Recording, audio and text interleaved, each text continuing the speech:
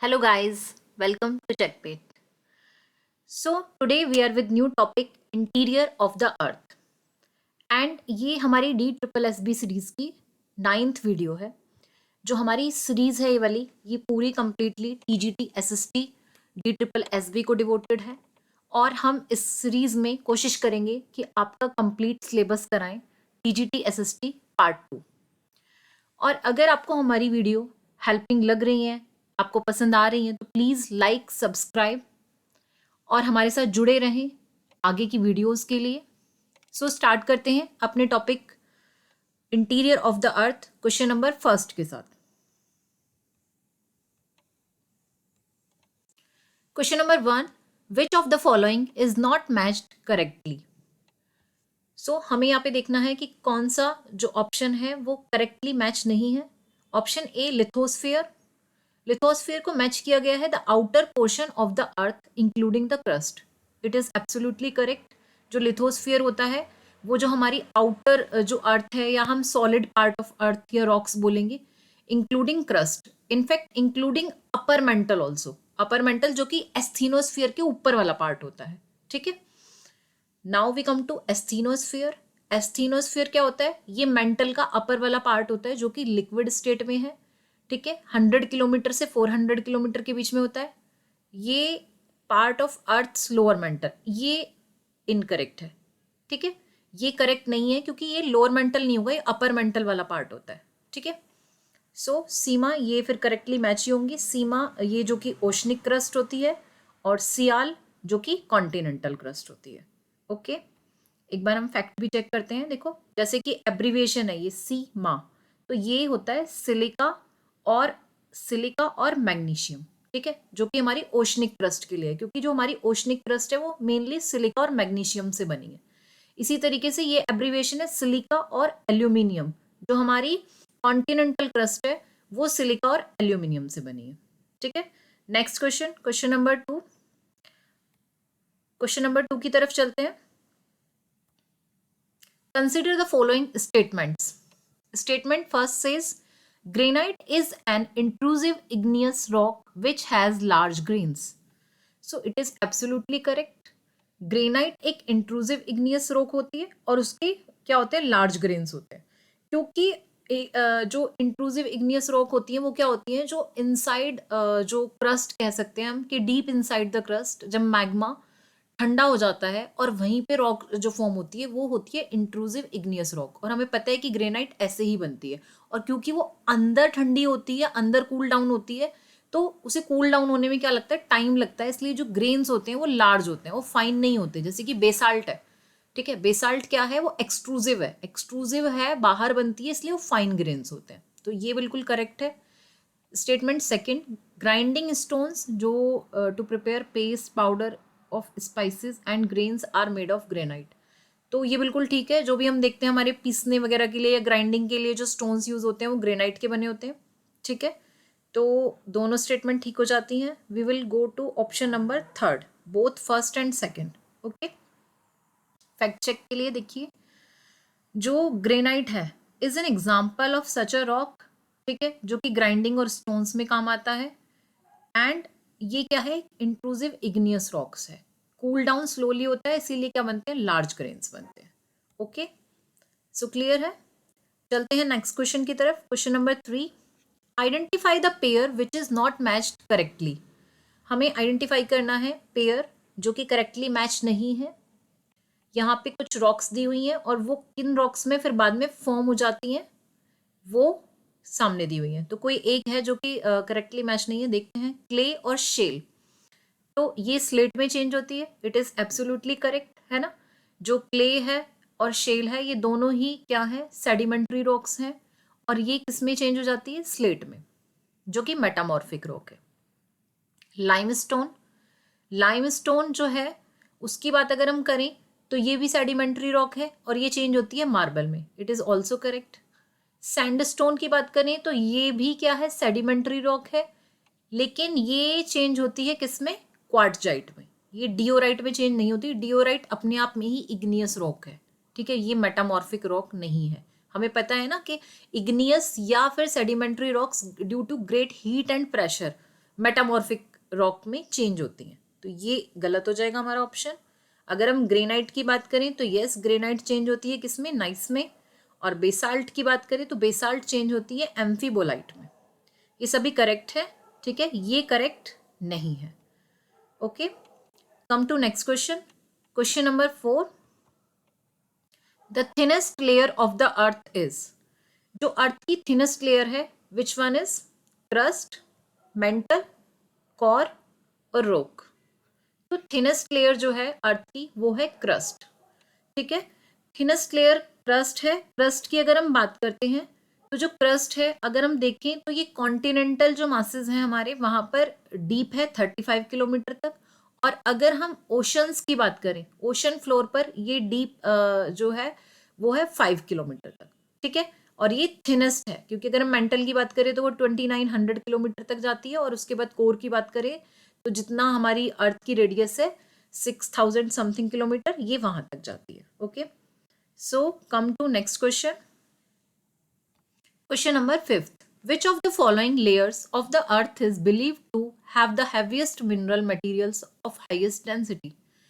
ठीक है, तो बात की है कि जो हमारी कौन सी लेयर है जिसमें हैवीएस्ट मिनरल मटेरियल होते हैं एंड प्लस हाईएस्ट डेंसिटी होती है।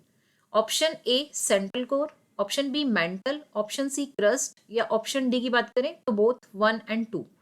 तो देखो, जो हैवीएस्ट मिनरल मटेरियल होते हैं वो होते हैं हमारी कोर में। इनर कोर भी हम बोल सकते हैं या सेंट्रल कोर भी हम बोल सकते हैं। और इसीलिए वहाँ डेंसिटी भी ज़्यादा होती है क्योंकि हैवी मटेरियल होते हैं वहाँ पर, ठीक है। डेंसिटी अबाउट 13, हम कह सकते हैं कि 13 ग्राम पर स्क्वायर सेंटीमीटर क्यूब होती है। और वहाँ पर हैवी मटेरियल्स होते हैं जो कि आयरन वगैरह होते हैं, जिसे कि हम क्या बोलते हैं, फेरस भी बोलते हैं। इसीलिए इस वाली कोर को जो मतलब हमारी ये जो कोर है इसको निफे भी बोलते हैं। एक बार हम फैक्ट भी चेक करते हैं, ठीक है। जैसे कि लिखा भी है, the core is made up of very heavy materials mostly constituted by nickel and iron, ठीक है। निकल एंड आयरन, आयरन को क्योंकि फेरस बोलते हैं इसीलिए इसको निफे भी बोल सकते हैं, बहुत सारी जगह पे NIFE, ठीक है, ये नोट कर लीजिए।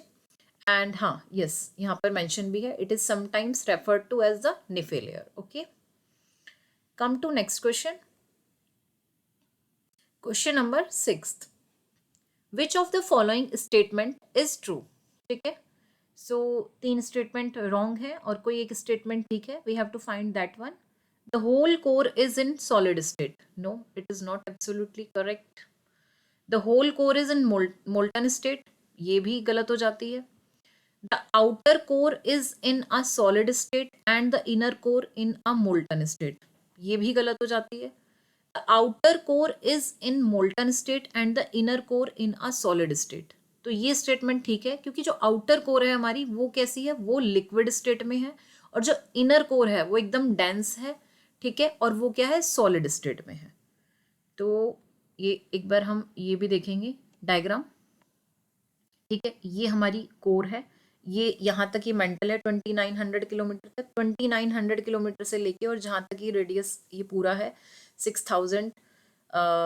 आपको बहुत सारी जगह पे 371 भी मिलेगा, आपको कहीं पे 370 मिलेगा, ठीक है। तो ये राउंड फिगर में आप मान लेना। तो ये ऊपर वाला जो पार्ट है कोर का, जिसे हम आउटर कोर भी बोलते हैं, ये है लिक्विड स्टेट में। और फिर ये इनर कोर या सेंट्रल कोर है सॉलिड स्टेट में, ठीक है। और ये जो अभी हमने एस्थेनोस्फीयर की बात की थी, ये मेंटल का ऊपर वाला पार्ट है जो कि ऑलमोस्ट लिक्विड स्टेट में है, मतलब नॉट कम्प्लीटली लिक्विड, जैसे हम प्लास्टिक को मेल्ट कर दें। और यही कारण है कि जो हमारी लिथोस्फेरिक प्लेट्स हैं, जो हमारी प्लेट्स हैं वो क्या करती हैं, इस पर फ्लो करती हैं, एक तरीके से फ्लोट करती हैं उसके ऊपर, ठीक है। सो चलते हैं अपने नेक्स्ट क्वेश्चन की तरफ। Question number 7, question number 7, earth's crust is the thickest. जो अर्थ की क्रस्ट है वो थिकेस्ट कहाँ पर है, under the mountain ranges, under continental masses, at ocean bottoms, continental shelf. तो अर्थ की जो क्रस्ट है वो थिकेस्ट है अंडर द माउंटेन रेंजेस। जैसे अभी अभी हमने क्रस्ट के बारे में भी पढ़ा कि जो क्रस्ट है वो अबाउट 35 किलोमीटर होती है, हम अगर बात करें कॉन्टिनेंटल मासेस पर। और अगर हम बात करें ओशन पर तो वो होती है अराउंड 5 किलोमीटर। लेकिन अगर वो माउंटेन्स, अगर जहाँ पर माउंटेन्स हैं तो ये डीप होती है करीबन 70 किलोमीटर तक, ठीक है। The continental crust is thicker in the areas of major mountain system. जैसे कि हमारा हिमालय रीजन की ही हम बात कर लेते हैं, तो यहाँ करीबन 70 किलोमीटर थिक है, तो थिकेस्ट होती है यहाँ पर माउंटेन रेंजेस पर। Okay, come to question number 8। Question number 8 पर चलते हैं। Which one of the pair is not matched correctly. ठीक है, वॉल्यूम ऑफ अर्थ के बारे में बात की है। जो हमारी लेयर्स हैं, तीनों लेयर, उनका कितना कितना वॉल्यूम है। अगर हम क्रस्ट की बात करें तो 1% इज एब्सोल्युटली करेक्ट। मेंटल की बात करें 84% इज करेक्ट। कोर की बात करें 16%, तो ये रॉन्ग हो जाता है। ठीक है, क्योंकि आप वैसे भी यहाँ पे मैच कर लीजिए, ये दोनों ठीक है, तो 84 एंड 1 85 हो गया, तो ये आता है 15%। जो कोर है उसका वॉल्यूम कितना है, 15%। सबसे ज़्यादा जो वॉल्यूम है वो मेंटल का है और सबसे कम क्रस्ट का है। ओके, ये एनसीईआरटी के फैक्ट्स हैं, आप इनको इग्नोर नहीं करेंगे। हमने इसीलिए फैक्ट्स डाले हैं क्योंकि our motive is not to memorize the things, उनकी अंडरस्टैंडिंग होना भी ज़रूरी है। ठीक है, क्योंकि दैट डजेंट मीन्स कि आप एक क्वेश्चन कर रहे हैं बस उसका आंसर रटें एंड अगले क्वेश्चन पे चले। आपको उससे रिलेटेड कुछ भी फैक्ट्स हैं वो भी क्लियर होंगे, तो और 4-5 क्वेश्चंस और बन जाते हैं। ठीक है, चलते हैं अपने नेक्स्ट क्वेश्चन की तरफ। Question number 9, which of the following best describe minerals. Minerals को क्या बेस्ट डिस्क्राइब करता है, फर्स्ट स्टेटमेंट देखते हैं। Minerals have certain physical properties and definite chemical composition. ये एकदम देखो करेक्ट हो जाता है, क्योंकि जो मिनरल्स होते हैं उनकी कुछ फिजिकल प्रॉपर्टीज होती हैं और डेफिनेट उनकी केमिकल कंपोजिशन होती है। इसी तरीके से second statement says minerals are naturally occurring substances, जो नेचुरली मिलते हैं। एंड एग्जाम्पल दिए यहाँ पे कुछ, गोल्ड, पेट्रोलियम, कोल, ये एग्जाम्पल हैं। तो ये दोनों ही स्टेटमेंट करेक्ट हैं, तो we will go to option number C. Both 1 and 2 are correct. Okay, जैसे कि देखो हमें यहाँ पे दिया भी है कि जो मिनरल्स हैं नेचुरली अकरिंग सब्सटेंसेस हैं और उनकी कुछ फिजिकल प्रॉपर्टीज होती हैं, डेफिनेट केमिकल कंपोजिशन होते हैं। कुछ यहाँ पे एग्जाम्पल भी दिए हैं, जैसे कोल और पेट्रोलियम, गोल्ड, यूरेनियम या मेडिसिन, ये सब क्या है, हमारे मिनरल्स हैं। Okay, so come to next and last question of this quiz. Question number 10, which one of the following is not an indirect source about the interior structure of the earth। तो जैसे कि देखो हम interior जो हमारी structure of the अर्थ जब उसकी study करते हैं तो हमारे पास कुछ इनडायरेक्ट सोर्सेज हैं और कुछ डायरेक्ट सोर्सेज हैं। तो यहाँ पे ये कुछ सोर्सेज दिए हैं और इनमें पूछा गया है कि जो इनडायरेक्ट सोर्स नहीं है, इट मीन्स कि वो डायरेक्ट सोर्स है और बाकी के इनडायरेक्ट हैं। तो माइनिंग जो मटेरियल है, अगर हम उसकी बात करते हैं तो माइनिंग मटेरियल क्या है, वो एक डायरेक्ट सोर्स है। तो आंसर क्या होगा, माइनिंग मटेरियल, क्योंकि वो इनडायरेक्ट नहीं है, वो क्या है, डायरेक्ट सोर्सेज है। मैंने आपके लिए यहाँ पे कुछ डेटा भी दिए हैं और ये डेटा बहुत इंपॉर्टेंट है, इसलिए एक बार इनको लर्न कर लो, स्क्रीनशॉट ले लो। ये डायरेक्ट सोर्सेज हैं। अगर हम डायरेक्ट सोर्सेज की बात करें तो जो भी हम माइनिंग करते हैं वो डायरेक्ट सोर्सेज में आता है। वॉल्केनिक इरप्शन जो होता है वो भी डायरेक्ट में आता है। और जो हमारे डीपर डेप्थ प्रोजेक्ट हैं ओशन में जो चलते हैं, जैसे कि हम आर्कटिक ओशन की बात करें तो वहाँ कोला रीजन में कुछ प्रोजेक्ट चल रहे हैं, वो हमारे किस में आते हैं, वो भी डायरेक्ट में आते हैं। ठीक है, इसी तरीके से इनडायरेक्ट में सारे मीटियोर्स, जो कि अर्थ तक कुछ मीटियोर्स पहुंच जाते हैं, या फिर सीस्मिक जो जोन्स हैं, जैसे कि हमारा अर्थक्वेक है, ये डायरेक्ट में नहीं आता है, इनडायरेक्ट में आता है। या जो भी हमारी ग्रेविटेशनल और मैग्नेटिक फील्ड है, ठीक है, या प्रेशर, टेम्परेचर जो कि हम इमेजिन करते हैं कि अंदर इंक्रीज हो रहा है जैसे जैसे हम क्रस्ट से इनसाइड द कोर की तरफ जाते हैं, तो ये सभी इनडायरेक्ट सोर्सेज हैं। ओके, सो आई होप आपको हमारी वीडियो पसंद आई होगी। अगर आपको वीडियो पसंद आई है तो please press like and subscribe and also press the bell icon. Thank you. मिलते हैं अपने next part, interior of the earth part 2 के साथ। Thank you.